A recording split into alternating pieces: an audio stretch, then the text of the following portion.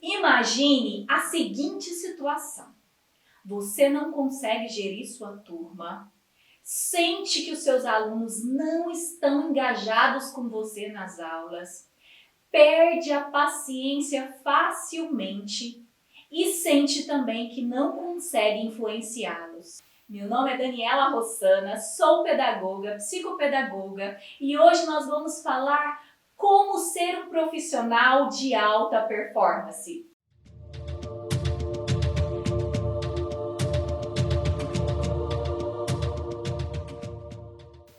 É muito comum nós vermos situações como essa acontecendo em várias salas de aula do mundo afora. Muitas vezes o professor acaba perdendo a esperança porque não possui ferramentas para lidar com essas habilidades próprias suas. Então ele não consegue engajar o aluno, ele não consegue ver o aluno motivado. Isso faz com que ele até mesmo desista da sua profissão.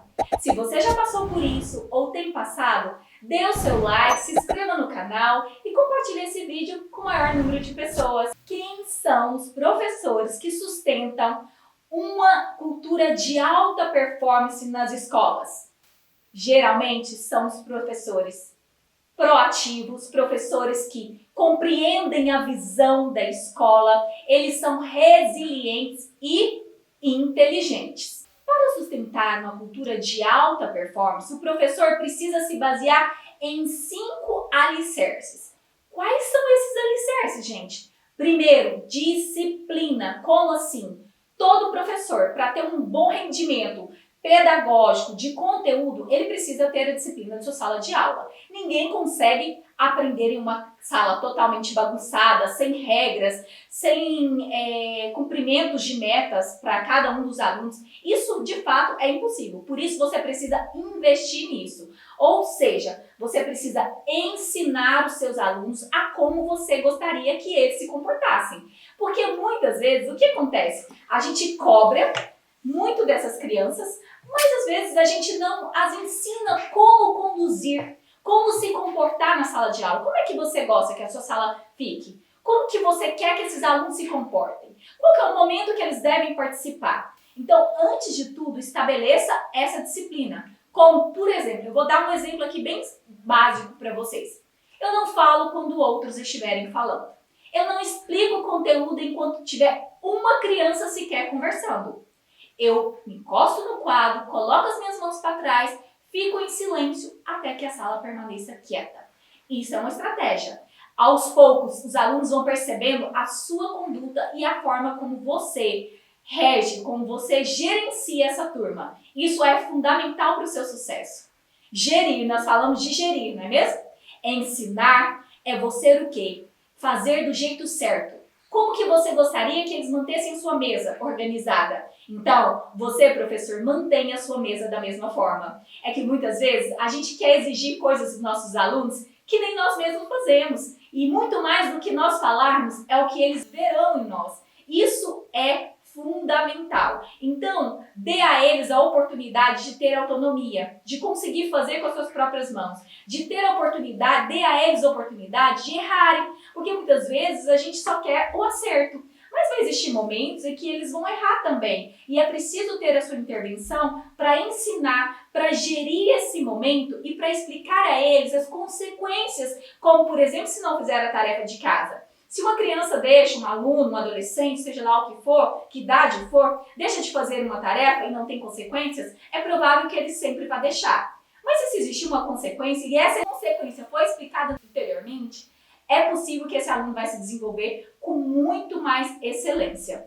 Outra coisa, você precisa controlar. Mas o controle, gente, não é autoritarismo, tá? É diferente daquele que nós vivemos, né? Muitos de nós vivemos ali onde o professor simplesmente falava, era só ele que falava em sala, a gente não tinha a oportunidade de comentar, de perguntar. Isso era muito triste, né? Nós acabamos atraindo muitas coisas assim para a nossa vida por conta dessas atitudes. Então, nada disso. O controle é o quê? É você envolver. Pedir de um jeito que aumente a probabilidade de concordar com o que você pediu. Ou seja, aos poucos, esse aluno ele vai percebendo que o que você está falando é importante e significativo. Então não é aquele controle excessivo, mas é a forma de você exemplificar, de você inspirar, de você conduzir. Alunos gostam de ser respeitados. Sendo assim, você vai ter o controle disciplinar da sua sala, você vai ter os alunos conectados com você e a aprendizagem vai ser muito maior, sem dúvida. E influência, né, gente? Quem aqui nunca foi influenciado por um professor? Me lembro bem, no terceiro ano, segundo grau, onde eu tive um professor chamado Liamar, até hoje não me esqueço dele. Ele foi alguém que fez toda a diferença porque ele me influenciou em todos os aspectos. Ele me influenciou para os estudos, ele me mostrou o quanto era importante estudar, o significado disso, porque muitas vezes o que nós alunos pensamos é o seguinte: para que eu tenho que aprender isso? Por que isso é importante para a minha vida? Por que eu tenho que respeitar? Por que eu tenho que fazer o que ela está mandando? Isso tudo são dúvidas que geram na mente de muitos adolescentes. Então, inspirar é acreditar. Primeiramente, acreditar que são capazes. Isso é fundamental. Você vai dar a eles a oportunidade de acreditarem em si, dando oportunidades também de participação. Sabe, o controle, gente, ele leva os alunos a fazer coisas que você sugere. Mas a influência, eu vou ler aqui uma frase para vocês que é extremamente importante. Pessoas são influenciadas por aquelas que elas confiam, admiram, acreditam e que se importam com ela. Não é verdade? Você se inspira em alguém que não acredita em você? Você se inspira em alguém que você não confia ou que você nem mesmo admira? Isso não acontece conosco, que somos adultos, quanto mais com essas crianças e esses adolescentes. E o engajamento também é fundamental. A forma como você vai engajar essas crianças, vai envolvê-las na aula, é o seguinte, gente, muitas vezes a criança vai fazer porque tem que fazer, ou o aluno em si. Mas depois que ele estiver fazendo, isso vai gerar um prazer, uma alegria em estar realizando. Então, às vezes, aquele comecinho pode ser doloroso, mas com a sua força, com a sua motivação, através de palavras, participação, fará com que ele se engaje melhor, de forma que ele vai, ele vai se concentrar naquilo e vai começar a sentir um entusiasmo. Vou fazer uma citação de uma frase aqui, onde diz assim: às vezes você tem de mudar de fora para dentro. Às vezes a sua postura, a forma como você se comporta, muda também o seu interior. Isso é fundamental. Lembrando, gente, que professores excelentes mantêm seus alunos positivamente engajados. Não apenas para eliminar as oportunidades de fazer bagunça. E por último, eu queria deixar uma frase com você aqui, professor, educador, pai, de uma forma geral, todos nós educamos, não é verdade?